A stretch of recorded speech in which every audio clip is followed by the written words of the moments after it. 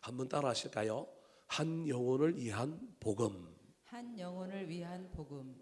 자, 누가복음은 신약 성경에 있는 사복음서 가운데 하나입니다.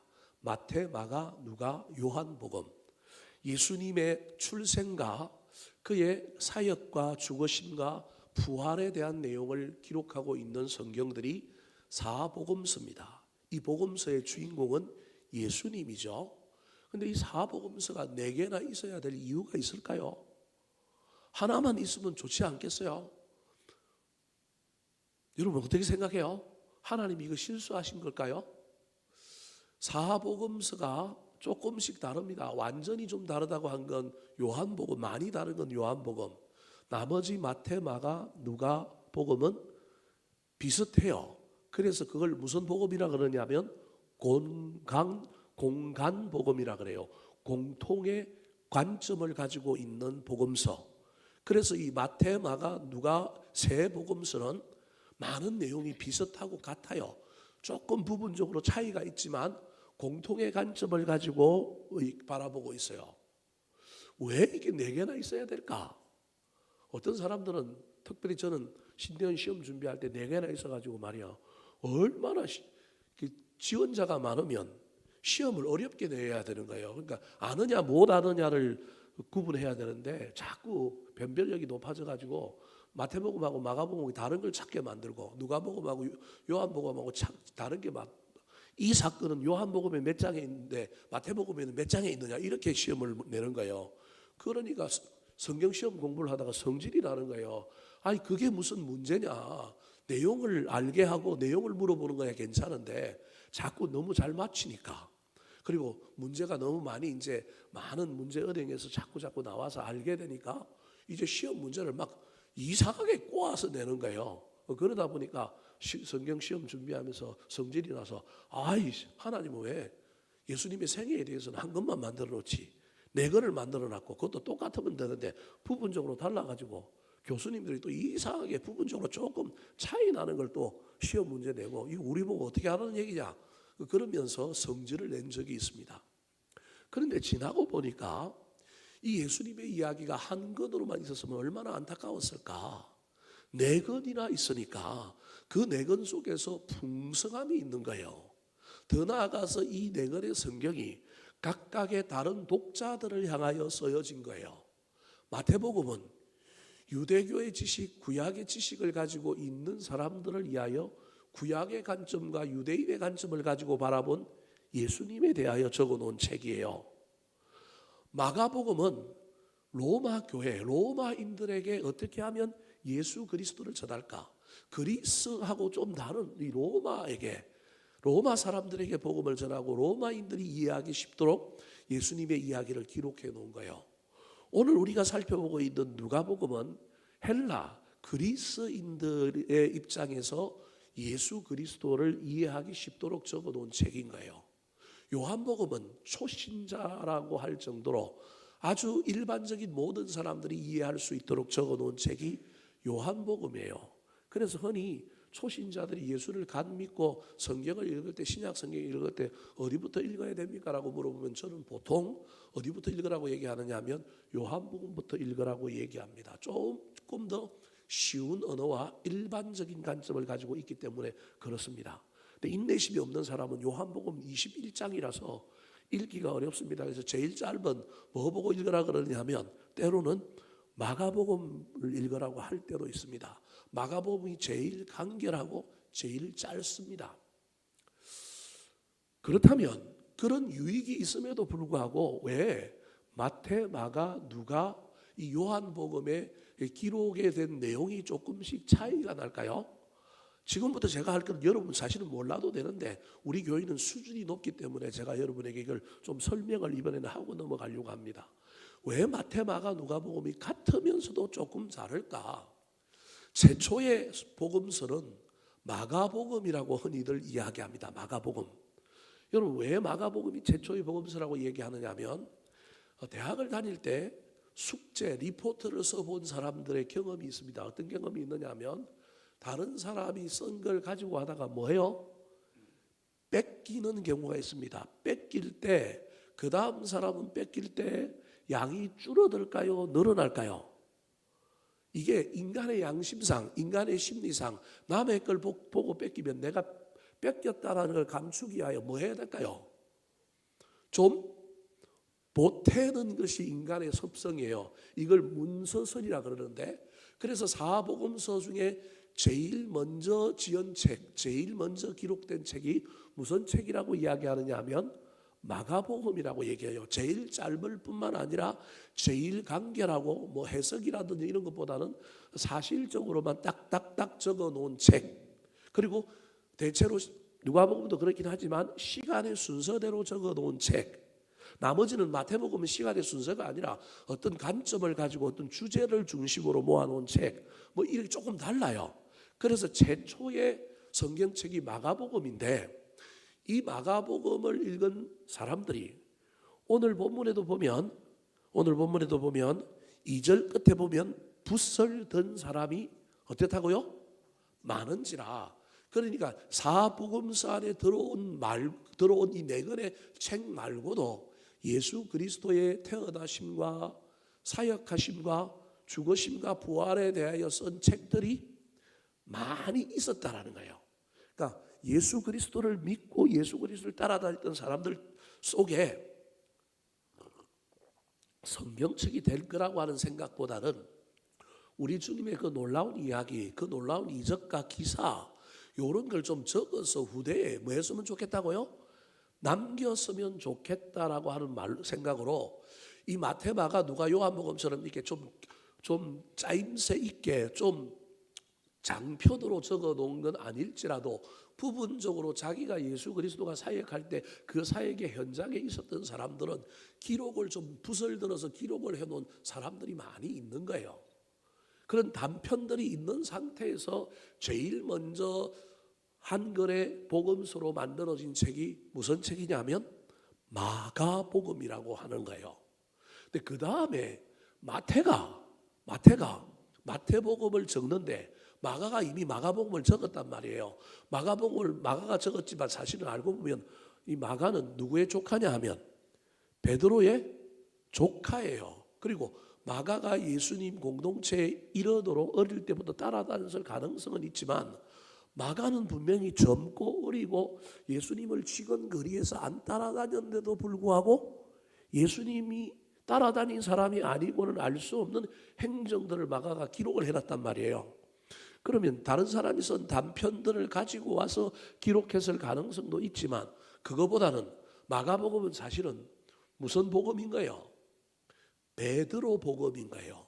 베드로가 자기 조카에게 예수 그리스도의 사역에 대하여 조카를 훈련시키고 또는 자기가 글 쓰는 것이 조금 부족했는지 베드로를 우리가 너무 폄하할 필요는 없지만 그랬는지는 모르겠지만 마가를 대필 작가처럼 사용했을 가능성이 있는 거예요. 그래서 흔히 마가로서는 도무지 알 수 없는 예수 그리스도의 행적과 예수 그리스도의 이야기를 누가 기록해 놨느냐 하면 마가가 기록해 놓은 걸 보고 마가복음은 마가복음이 아니라 사실은 무슨 복음이다? 베드로 복음이다.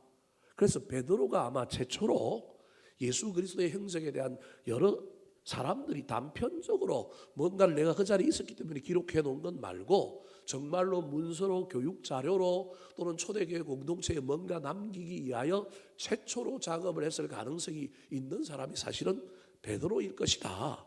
그래서 베드로가 마가를 사용하여 성경을 지었는데 알고 보면 이게 베드로 복음인데 우리가 알기로는 무슨 복음이라고 얘기하느냐 하면 어차피 지었는 건 마가니까 마가복음이라고 얘기하는 거예요.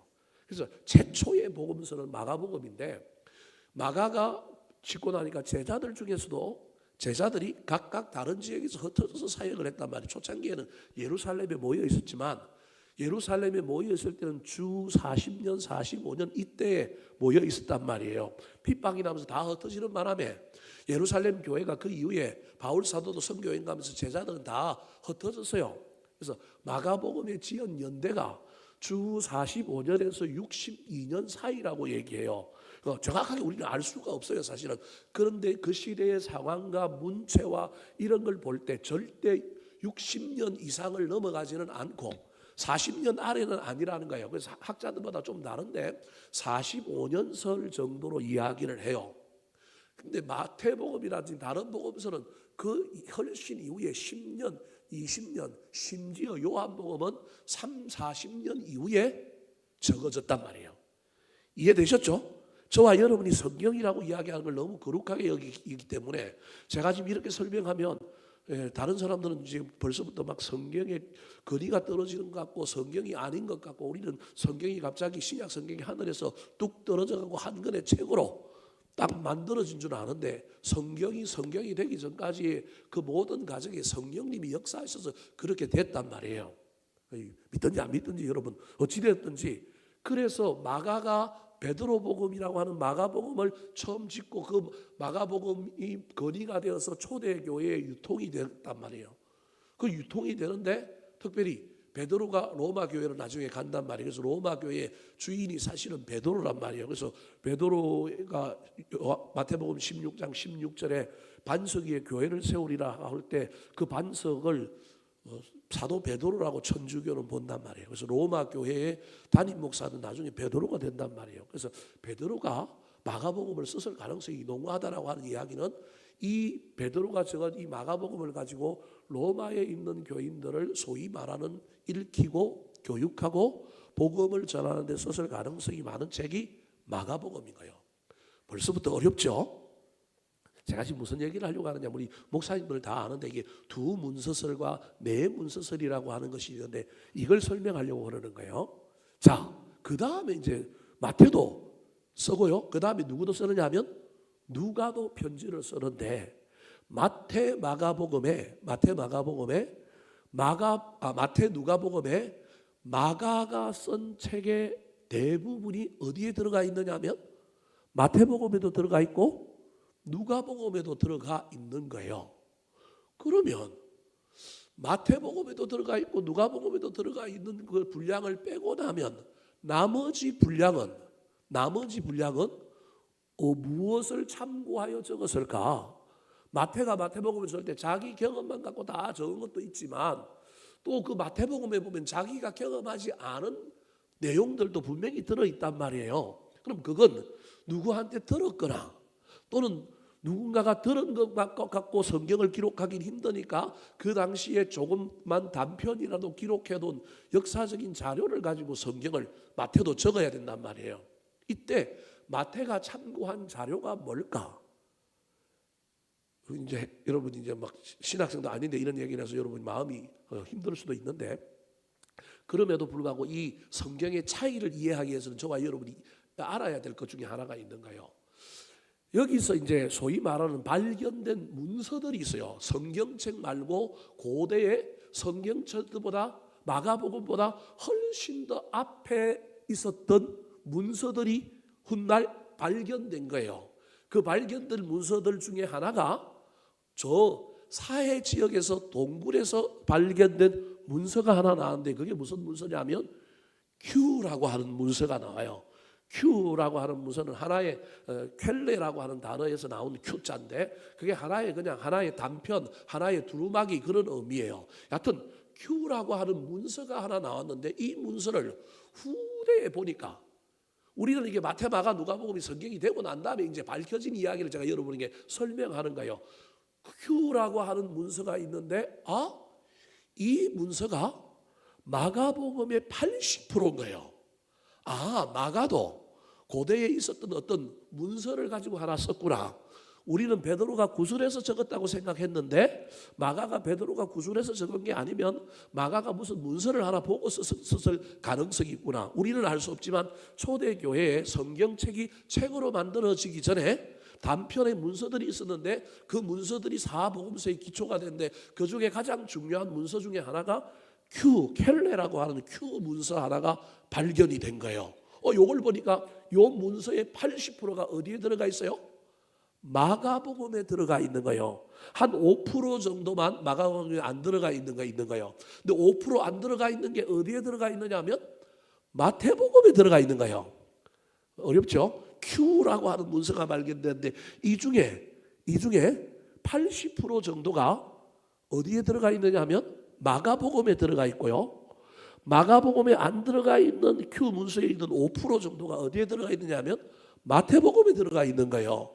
그리고 마태는 마가복음을 거의 뺏겨서 갖다가 내용만 조금 덧붙여서 들여다 놓은 거예요.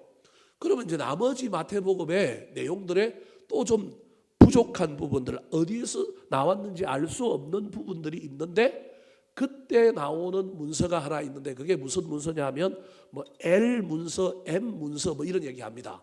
다 까먹어도 좋습니다. 여러분, 모든 성경의, 신약 성경의 기반을 지금 성경학자들은 옛날에 어떤 사람이 적어놓은 하나의 문서를 기반으로 예수님의 제자들이 기록을 해서 교육을 해야 될 필요성이 생겨서 작성을 했는데, 마가는 Q라고 하는 문서를 보고 작성을 했다라는 거예요. 그런데 마태는 Q라고 하는 문서를 작성하여 기초로 하여 만든 마가복음 말고 L이라고 하는 문서에서 나온 이야기를 가지고 부족한 부분을 채웠고, 그 다음에 누가는 Q라고 하는 문서인 마가뿐만 아니라 또 어떤 걸 보느냐 하면 M이라고 하는 문서에서 나온 책을 가지고 본 거예요. 이래서 사복음서가 Q라고 또는 마가복음이라고 하는 근간을 이루는, 공통을 이루는 문서가 배경을 이루고 조금씩 차이가 나는 이야기들, 여기는 있는데 여기는 없는 거, 여기는 요것까지만 이야기했는데 여기는 좀 더 자세하게 기록해 놓은 거는 차이가 어디서 왔느냐 하면 저자들의 경험의 차이도 있지만, 마태, 마가, 누가의 경험의 차이도 있지만 특별하게 무슨 차이가 있느냐 하면 그동안 다른 사람들이 예수 그리스도의 형제에 대하여 적어놓은 또 다른 뭐가 있었다라는 거예요. 작은 문서들이 있었다라는 거예요. 특별히 누가복음 같은 경우에는 누가는 예수님을 따라다닌 사람이에요, 안 따라다닌 사람이에요? 안 따라다닌 사람이에요. 오늘 본문에도 이제 나오겠지만 누가는 철저하게 역사가의 관점에서 이런 문서들을 기초로 마가복음도 기초하고 기초해서 성경을 썼다라는 얘기예요. 그게 오늘 본문에 나오는 서론에 대한 이야기예요. 오늘 본문 서론을 여러분이 이해할 수 있도록 설명하기 위하여 사복음서가 비슷한데 왜 다르냐? 비슷한 것은 마가복음이라고 하는 책과 Q라고 하는 책이 기본 밑바탕으로 다 깔려 있어서 요한복음을 제외하고는 공통으로 많은 내용이 같아 보이는데, 조금씩 다른 이야기가 있는 건 또 전혀 다른 책들을, 책이라고 표현하면 이상하지만 문서들을 참고해서 저자들이 자기의 생각을 가지고 적었다는 거예요. 마태는 예수님을 따라다닌 제자니까 문서를 참고하기보다는 자기 생각이 많이 들어간 거고, 누가는 예수님을 따라다니지 않았으니까 마가복음과 Q라고 하는 책을 기준으로 하여 자기가 여러 초대교회 예수님 당시에 예수님을 경험하고 예수님을 따라다녔던 사람들이 적어놓은 문서들을 찾아보고 고정하고 또 자기가 들은 이야기하고 대조해보는 가운데 무엇이 옳은 거냐라고 하는 관점에서 역사가적인 관점을 가지고 기록했다라는 거예요. 그래서 누가복음은 분량이 많아요. 분량이, 물론 마태가 제일 분량이 많지만 예수 그리스도의 사역과 관련하여 좀 더 자세하게, 좀 더 역사가처럼 세밀하게 적어놓은 책이 무슨 책이냐 하면 누가복음이라고 할 수 있는 거예요. 그러면 왜 누가가 이렇게 성경을 기술했을까? 아니, 마태는 권위가 있잖아요. 자기는 예수님을 따라다녔잖아요. 그리고 마가는 베드로라고 하는 자기 삼촌이 있어서 삼촌이 불러준 대로 적었을 뿐만 아니라 Q라고 하는 보통의 기본이 되는 문서가 있어서 대조해보는 가운데 적었잖아요.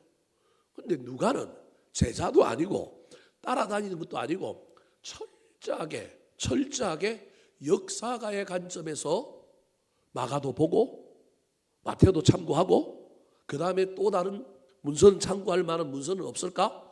내가 사도 바울에게 들은 이야기도 있고 내가 초대교회 많은 지도자들에게도 들은 이야기가 있지만 진리의 책을 기록하는데 들은 이야기만 갖고 기록할 수 없으니 그는 역사가의 관점에서 정말로 자료를 찾고 뒤지고 고생하고, 그 당시 뭐 도서관이 있었는지 없었는지 알 수는 없지만 여하튼 막 발굴하고 사람들에게 수소문하여, 아직 1세들이 죽지 않았으니까 누가 기록 남겨놓은 거 있습니까? 막 수소문하고 인터뷰하고 찾아다니면서 기록한 거예요. 그럼 왜 이런 방식을 썼을까요? 이유는 간단해요. 이유는 데오빌로라고 하는 사람 때문에 이 방법을 쓴 거예요. 데오빌로라고 하는 사람, 한 사람을 위하여 누가복음이라고 하는 책을 써요. 원래 책을 쓸 때는, 성경책은 독자를 상정해 놓고 합니다. 마태복음은 누구를 위하여요? 유대인들 중에 개종한 기독교인들, 또는 유대인들 중에 개종하지 않았지만 기독교에 관심이 있는 사람들에게 읽히려고, 그래서 예수 그리스도를 믿고 복음에 들어오게 만들려고, 그래서 그걸 마태 공동체 뭐 이렇게 얘기합니다. 여하튼 목표가 분명히 있단 말이에요. 처음에 그 사람들을 위하여 지었단 말이에요. 그래서 그 사람들이 이 책을 읽을 때 어떻게 반응하고 왜 이 사람들에게 이 책을 지었는가에 대한 관점을 가지고 성경을 좀 읽어봐야 돼요. 여러분이 좀 어렵겠지만 일단은 그걸 삶의 자리라고 하는 건데, 이 삶의 자리들이 분명히 있어요.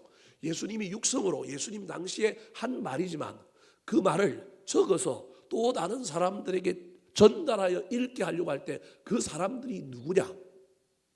이게 성경의 기본 지어진 사복음서의 목적이에요. 근데 누가는 헬라인들을 위하여 지었지만, 헬라인들 위하여 지은 것도 있지만, 누가복음의 독자는 누구예요?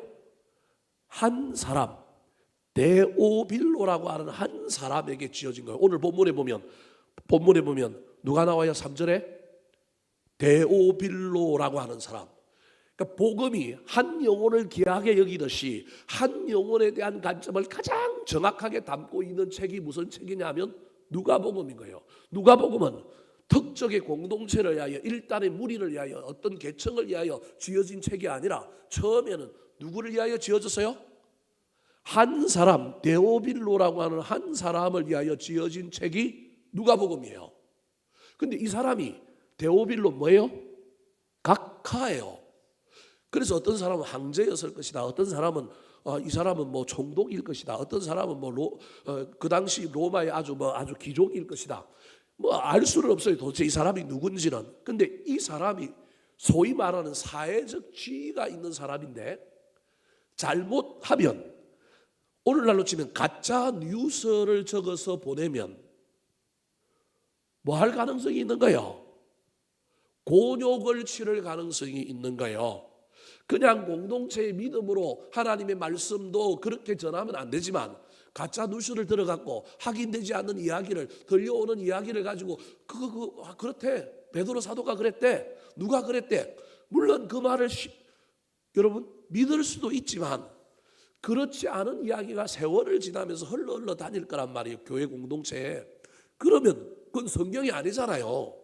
확인을 해봐야 되잖아요.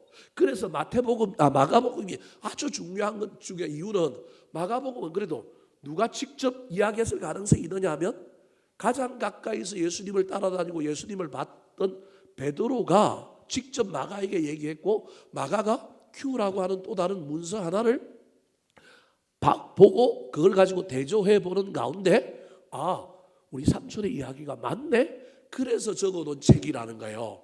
그러니까 마가복음의 신빙성은 마가가 확신해요. 근데 누가는 안 따라다녀 봤잖아요.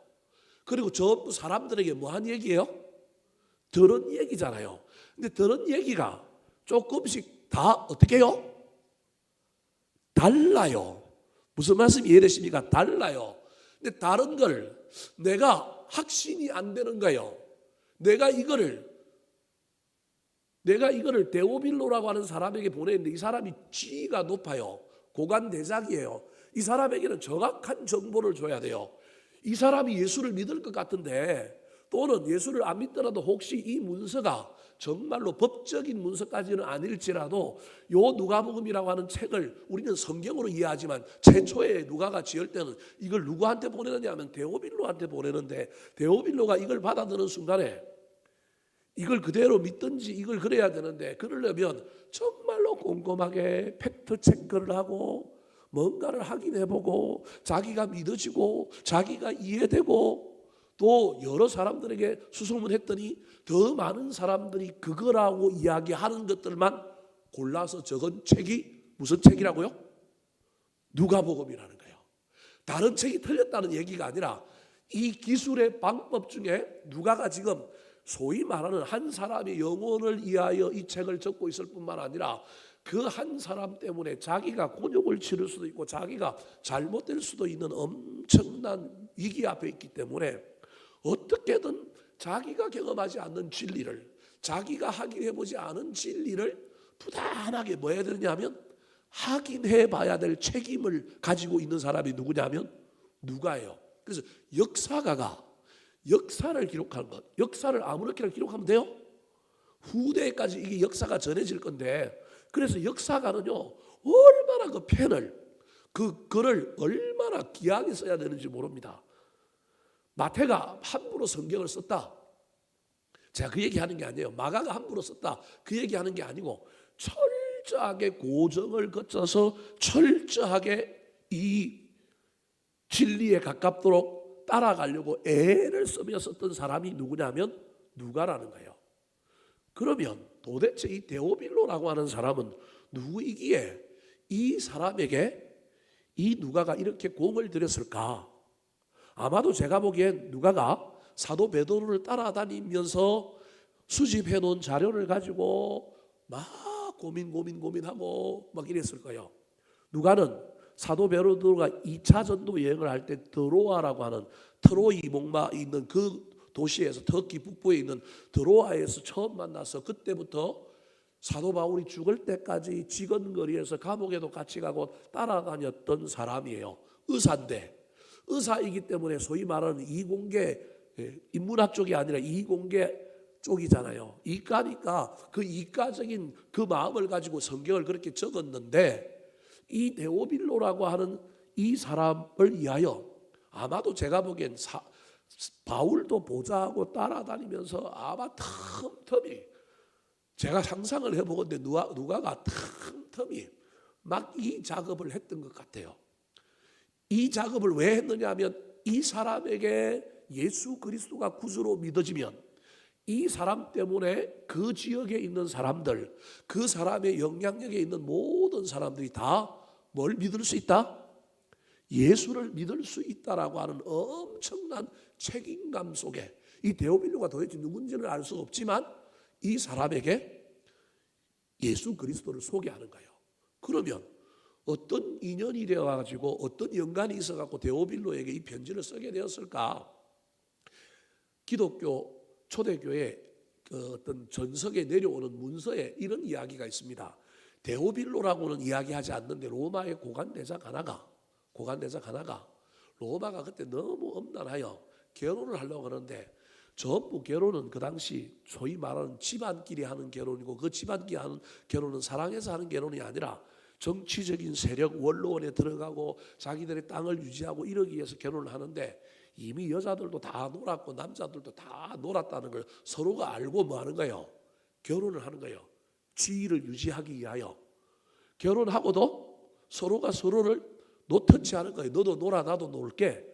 그래서 소위 말하는 막 뭐 여러 가지 로마와 관련되어 있는 그 당시의 영화들을 보면 그런 이야기들이 들어있는 이유가 그런 거예요. 이 데오빌로도 그런 사람의 자제였는데, 이 사람은 소위 말하는 윤리적이고 도덕적이라서 나는 저런 여자와 결혼 안 할래. 그러다가 세상에 그래도 고결하고 깨끗하고 참하고 정말로 괜찮은 여자가 누군가 봤더니 예수를 믿는 사람인 거예요. 정말로 착하고 순결하고 그런 거예요. 그래서 이 사람이 본부인으로 예수 믿는 유대인 여자를 들였는지 아니면 뭐 첩으로 들였는지는 모르겠지만, 이 데오빌로와 또 전성에 나오는 그 고관대작의 이야기를 기본으로 한다면 데오빌로나 이 고관대작이 유대인 여자를 통하여 이 여자가 믿는 신앙에 마음이 빼앗긴 거예요. 이 여자가 왜 이렇게 착해? 이 여자가 왜 이렇게 고귀해? 이 여자가 왜 이렇게 다르지? 보니까 이 여자가 누구를 믿는다고요? 예수를 믿는다는 거예요. 그러니까 여러분, 아내가 좋으면 저같이 말뚝 보고도 뭐 한다고요? 절을 한다잖아요. 그러니까 자기 옆에 있는 이 여인으로 말미암아 예수에 대하여 뭐 한 거예요? 궁금해지기 시작한 거예요. 그런데 여러분, 지리산 갔다 온 사람 지리산 갔다 왔는데 지리산이 좋다는 건 아는데 맨날 뭐라고만 얘기해요? 좋다 가봐 하는 것처럼 이 여자에게 예수에 대해서 물어보니까 자기 옆에 있는 그 여자에게 물어보니까 예수님이 좋은 분이라고만 얘기하고 왜 좋은지에 대하여 설명을 잘 해줘요, 못 해줘요? 잘 못 해주는 거예요.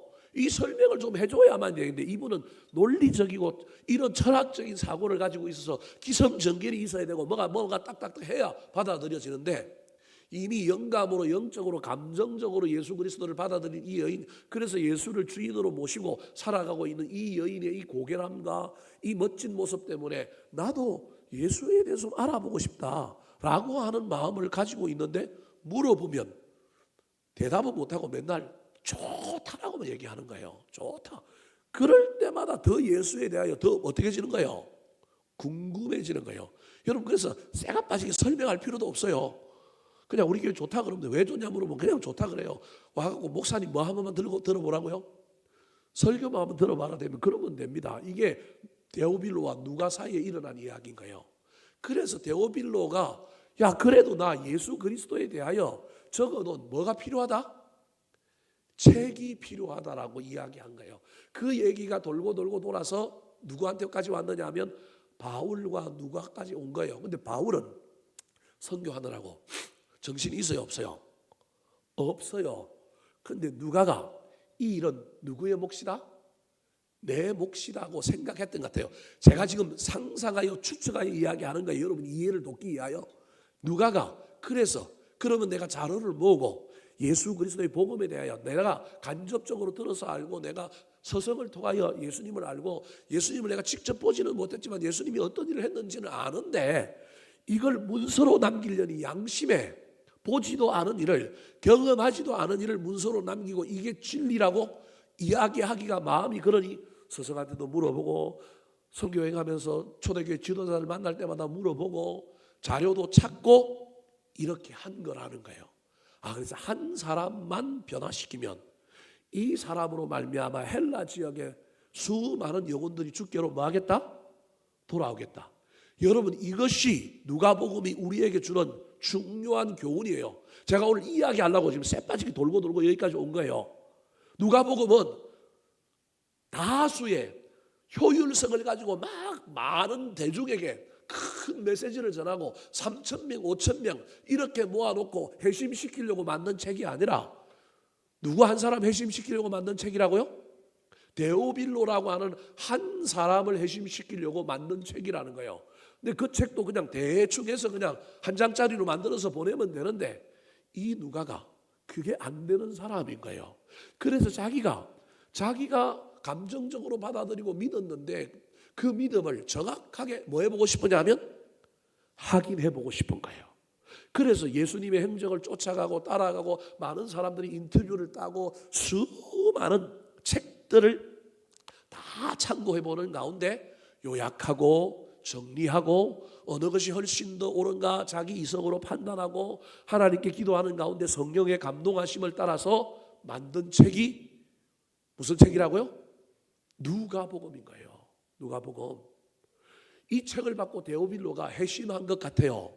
그래서 데오빌로가 초대교회의 일꾼이 되고 초대교회를 후원하게 하려고 나중에 누가가 또 무슨 책을 적어요? 사도행전을 적어요. 사도행전이 또 누구한테 보낸 책이에요? 초대교회가 어떻게 만들어지고 이 초대교회가 어떻게 흥황했는지를 누구한테 먼저 설명하기 위하여 보낸 책이냐면 데오빌로에게 보낸 책이 나중에 사도행전이 된 거예요. 교회의 역사책이 된 거예요. 초대교회 역사책이. 그러니까 이 데오빌로가 누가로 말미암아 예수 그리스도에 대한 명확한 이해와 믿음이 생겼을 뿐만 아니라 그 예수 그리스도로 말미암아 만들어진 교회가 어떤 곳인지 그 교회가 어떤 일을 하는 곳인지 그 교회를 위하여 자신이 어떤 구원을 하고 어떤 헌신을 해야 되는지 깨닫게 된 이야기. 그게 사도행전인 거예요. 그래서 누가복음과 사도행전은 한 사람을 향하여 보낸 책이라는 거예요. 여러분, 저와 여러분이 신앙생활할 때 우리가 해야 될, 누가복음을 읽을 때마다 늘 염두에 둬야 될 생각 중에 하나가, 복음은 수많은 영혼이 아니라 한 영혼을 뭐하게 여기면 되는 거예요? 귀하게 여기면 돼요. 한 영혼만 잘하면 돼요. 예수님이 수없이 많은 대중들 앞에도 설교했지만, 수많은 사람들이 믿고 세례받는 일도 있었지만, 예수님은 오로지 한 영혼, 아니 12명에게 뭐 하셨어요? 집중하셨어요. 그 영혼들이 나중에 놀랍게 또 다른 제자를 만들고 또 다른 일들을 하고, 그렇게 해서 지금까지 복음이 어디까지 온 거예요? 여기까지 온 거예요. 근데 오늘날 우리는 이 대량 메스 시대에, 메스라고 하는 대량이 돌아가는 이 제조업의 시대에 저와 여러분이 살다 보니까 우리는 효율성, 가성비 이런 걸 따지면서 자꾸 무슨 집회를 해도, 수련회를 해도, 뭘 해도 몇 명 갔느냐, 우리는 이렇게 따진단 말이에요. 몇 명 갔으면 뭐해요? 몇 명 갔는데 그 몇 명 간 게 하나도 회심 안 했으면 어떻게 돼요? 꽝이잖아요. 근데 한 명 갔어요. 근데 한 명이 그날 가고 뭘 받고 와요? 은혜를 받고 왔어요. 그러면 남는 거라는 거예요. 이게 기독교라는 거예요. 근데 우리가 변해가지고, 우리가 지금 막 효율적인 시대, 막 효율을 따지고 뭘 따지고 가성비를 따지는 시대에 살다 보니 우리가 이걸 다 까먹어 버린 거예요. 그래서 우리도 자꾸 효율을 따지는 거예요. 돈 얼마 들어갔느냐? 근데 얼마냐? 교회 학교 예산이 얼마인데 지금 애들은 얼마냐? 몇 명 나오느냐? 목사님 월급 얼마 주는데 이걸 얼마큼 하냐? 부교육자들 사례비 얼마 주는데 얼마 하느냐? 여러분, 이게 전부 복음에 반하는 생각이라는 거예요. 그래서 복음은요, 낭비일 수도 있어요. 옥합을 깨트린 여인의 이야기도 있지만 복음은 낭비일 수 있다는 것을 잊어버리면 안 돼요. 저와 여러분이 늘 가지고 있어야 될 누가복음을 읽을 때 오늘 이거 하고 끝나는 거예요. 여러분, 누가복음과 관련해서 저와 여러분이 반드시 해야 될 것 중에 하나가 한 영혼을 위한 복음이라고 하는 것이 우리 기독교의 메인이다라고 하는 걸 잊어버리면 안 되는 거예요. 그래서 여러분, 99명이 남아있는데도 잃어버린 누굴 찾으러 가요? 오늘날 같은 경영학의 시대에 보면 그 리더는 좋은 사람이에요, 나쁜 사람이에요? 나쁜 사람이죠. 아니, 왜 잃어버린 사람을 찾으러 가? 남아있는 사람을 뭐 해야 돼요? 지키고 돌봐야지. 한 명 찾으러 간 사이에 이리가 와가지고 남은 아홉 마리 공격하면 어떻게 해요? 이게 지금 세상의 논리란 말이에요. 세상의 논리란, 아홉 마리 팽개치라는 게 아니고 아홉 마리 하나님께 맡기고 하나님 지켜주실 걸 믿고 한 영혼 찾으러 가는 거예요. 제가 지금 왜 이야기하는 줄 알아요? 올해 뭐 할 거라고요? 총동원 전도주의를 할 거예요. 딴 생각하지 말고 지금부터, 오늘 이 설교 들은 순간부터 추수감사주의를 맞춰갖고, 안 맞추고 데리고 와도 좋아요. 안 맞추고 데리고 와도 추수감사를 데리고 온 거로 쳐줄게요. 지금부터라도 나는, 우리 교회 교인들은 전부 한 사람이 한 명 뭐 한다? 전도한다. 못 데리고 오면 우리 집에서 교회 안 나오는 자식 새끼라도 그날만큼이라도 꼬드겨 갖고 뭐 한다? 데리고 온다. 제 말이 이상해요? 여러분, 이게 우리의 복음의 기본인데 우리는 자꾸 이걸 잊어버리는 거예요. 그래서 교회당 몇 명 모였느냐, 예배 몇 명 왔느냐, 저도 마찬가지잖아요. 우리가 이 마음에 있는 거예요. 사랑하는 성도 여러분, 누가는 한 사람을 위하여 쎄 빠지게 고생했습니다. 오늘 본문에 나오는 이 누가의 한 사람을 위한 복음의 특징이 세 가지인데 이제 5분 만에 살펴보고 끝낼 거예요. 자, 첫 번째 특징 따라 하시겠습니다. 복음의 인격성과 정언. 자, 누가가 데오빌로라고 하는 한 사람에게, 그 한 사람의 핵심을 위하여 책을 2권이나 썼는데, 특별히 누가복음은 어떻게 썼느냐 하면 쎄 빠지게 고생하고 썼단 말이에요. 그 고생한 자료들을 어떻게 구했는지를 설명하는 거예요. 자, 1절, 2절 말씀 같이 한번 읽어볼까요? 자, 1절, 2절입니다. 시작.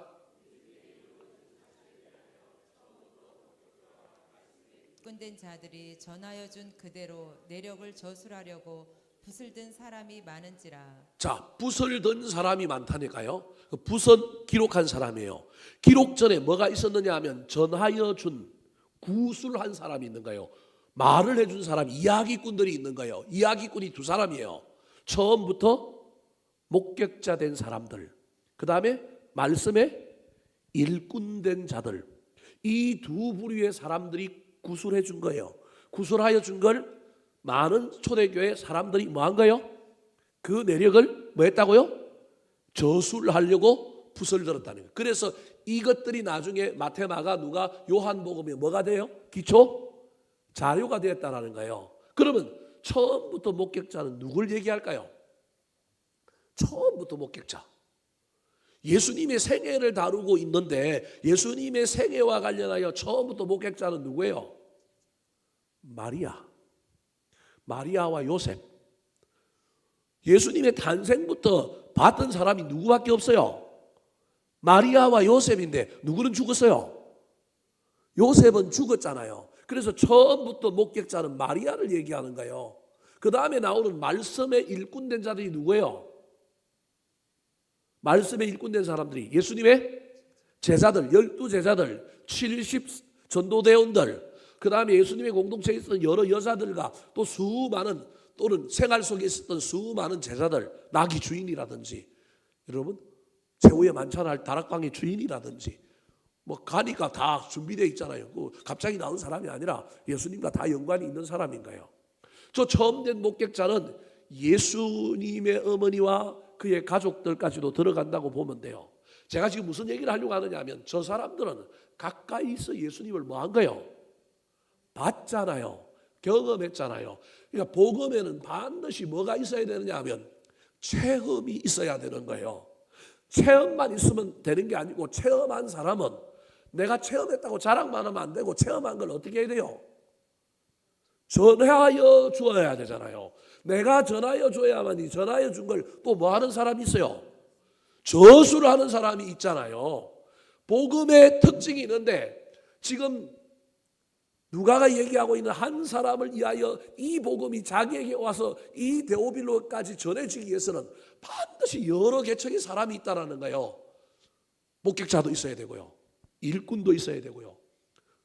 저술한 사람도 있어야 되고요. 그걸 기반으로 또 이걸 전달한 누가도 있고요. 그걸 받은 데오빌로가 또 다른 사람들에게 야, 너 이거 읽어봐. 내가 나 이거 믿고 나 이거 예수 믿기로 했어. 너희들도 믿었으면 좋겠어. 이 사람의 영향력이 얼마나 큰지 성경에 어디에도 뭐 기록되어 있는 건 아니지만 누가가 이 헌신으로 말미암아 그로 말미암아 헬라 지역에 수많은 사람들이 주께로 돌아왔지 않겠어요? 여러분, 저와 여러분에게 복음의 체험이 있습니까? 그리고 그 복음의 체험을 전달하려고 하는 마음이 있습니까? 누가복음을 읽을 때 이 첫 이야기 속에서 하나님, 나도 복음의 체험이 있게 해주십시오. 처음부터 목격자 나는 될 수도 없고 나는 복음의 일꾼도 될 수 있을지 없을지 모르겠지만 하나님의 놀라운 체험 받아서 나도 누군가에게 입으로 전하고 말로 전하는 정인 되게 해달라고 기도하는 저와 여러분이 되기를 예수님의 이름으로 축원합니다. 두 번째입니다. 한 영혼을 위한 복음의 특징 따라 하시겠습니다. 복음의 헌신성과 열정. 복음의 헌신성과 열정. 3절 말씀 같이 한번 읽어볼까요? 시작. 그 모든 일을 근원부터 자세히 미루어 살핀 나도 데오빌로 각하에게 차례대로 써 보내는 것이 좋은 줄 알았노니. 자, 이건 제가 이미 다 설명했습니다. 처음부터 목격자된 마리아와 예수님의 동생들, 일꾼된 사람들, 예수님의 제자들, 그것을 구술했는데 뭐 했어요? 저술한 사람들이 있었어요. 근데 그 저술한 사람들의 이야기를 내가 또 다른 누구한테 전하기 전에 내가 맹목적으로 받아들이는 것이 아니라 권원부터 자세히 뭐 했다고요? 미루어 살폈다. 다르게 얘기하면 이거 머리만 썼다는 얘기가 아니라 그 일하는 가운데 자기가 더 큰 은혜를 받았다라는 거예요. 자료를 찾고 사람들을 만나고 사람들의 간증을 듣는 순간에 그 간증을 통하여 무엇이 정확한지를 깨달으면서 동시에 머리 이성만 사용한 게 아니라 누가가 뭘 받은 거예요? 은혜를 받은 거예요. 그 은혜 때문에 데오빌로에게 내가 받은 이 은혜 고스란히 전했으면 좋겠다. 그래서 이 데오빌로에게 보내는 이 누가복음을 적기 위하여 엄청난 헌신을 한 거예요. 엄청난 열정을 가지고 열심을 가지고 전한 거예요. 사랑하는 성도 여러분, 저와 여러분이 복음의 증인이 되려면 누가와 같은 노력이 있어야 됩니다. 누가와 같은 헌신이 있어야 됩니다. 전단지 하면 줬는데, 전도지 하면 줬는데 휙 던져버린다고 이게 효과 없네. 여러분, 이거는 누가의 자세가 아닙니다. 누가에게 온 복음, 그 누가가 데오빌로에게 전한 이 복음에는 누가가 한 엄청난 헌신과 엄청난 열심이 있습니다. 올 한 해 저와 여러분이 한 영혼을 품고 그 영혼을 향하여 철저하게 헌신해 봅시다. 그 영혼에게 저와 여러분이 열정을 가지고 열심을 가지고 포기하지 말고 한번 해봅시다.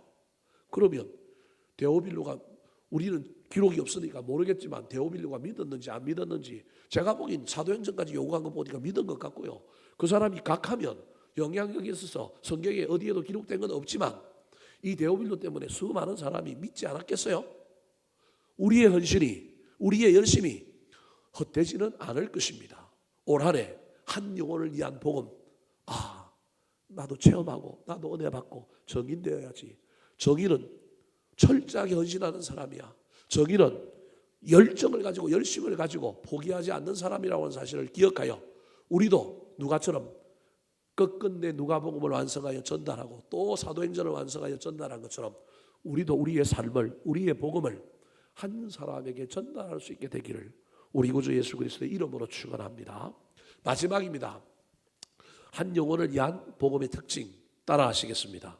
복음의 지혜성과 목적. 복음의 지혜성과 목적. 자, 3절, 4절 말씀 같이 한번 읽어볼까요? 시작. 그 모든 일을 근원부터 자세히 미루어 살핀 나도 데오빌로 각하에게 차례대로 써 보내는 것이 좋은 줄 알았노니 이는 각하가 알고 있는 바를 더 확실하게 하려 함이로라. 자, 누가가 데오빌로에게 복음을 전하기 위하여 앞에 목격자도 있었고요, 일꾼도 있었고요, 구술한 걸 저술한 사람도 있고요, 자기는 더 헌신하여 은혜 받고 그걸 다 열정을 가지고 준비를 하고 자기 전달해요.